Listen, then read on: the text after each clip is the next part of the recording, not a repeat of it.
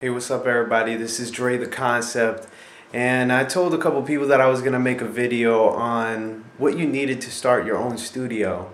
It's really quite simple. I've been doing it for a while, and I've been doing it to where it's very inexpensive, and you don't require so much equipment, kind of like a big studio, to have the same amount of quality that I have in all of my recordings.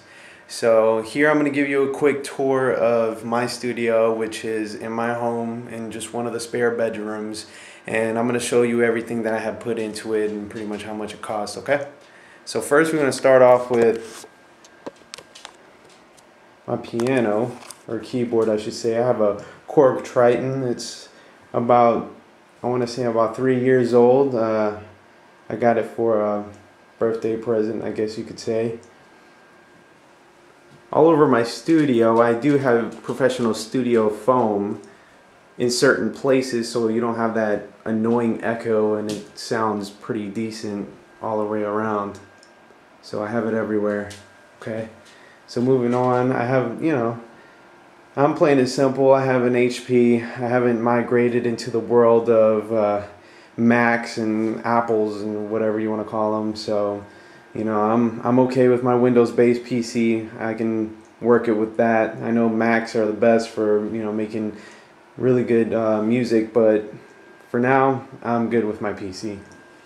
Anyway, here's my MPC 500. This is the cheapest MPC that you could get, yet it's still expensive.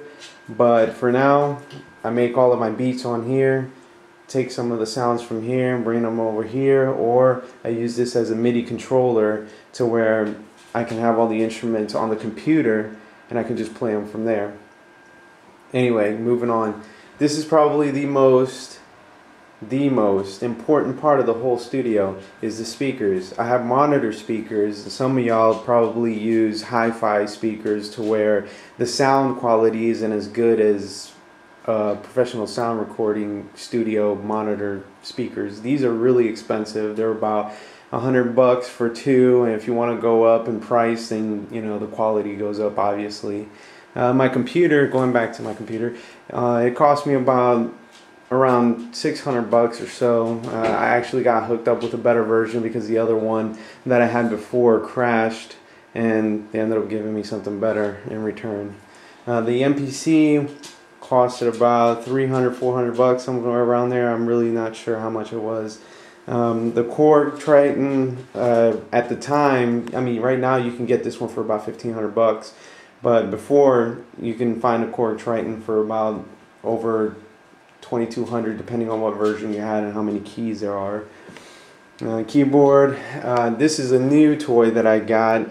It's a Behringer mixer, and it is the, if you want to have the same exact model, it's the Xenix X1204 USB.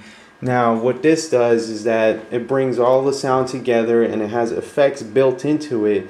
So via USB, as you can see, here's the USB cord.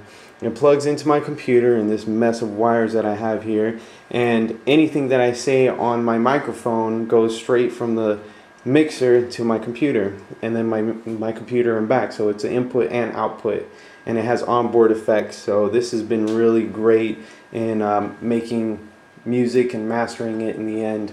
This is actually my old one, which is the same company that makes it, but this one's a lot smaller, and I had to use a interface to get the sound from that mixer all the way to this mixer and into the computer, because that's an analog signal converting to a digital signal and then all the way back, input and output.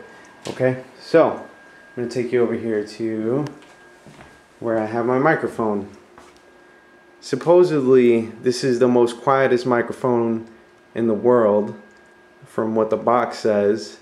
I mean, I don't know about that, but it sure is a great microphone. My vocals come out pretty clean, and everything is, pretty smooth.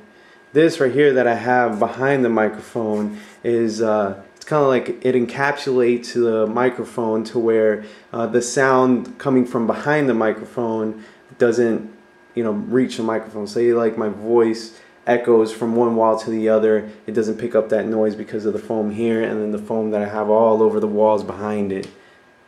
So this is my little area to where I'm gonna record my vocals. So that's pretty much it right there. In a nutshell, oh, and then there's my dog stretching, and that's her place right there.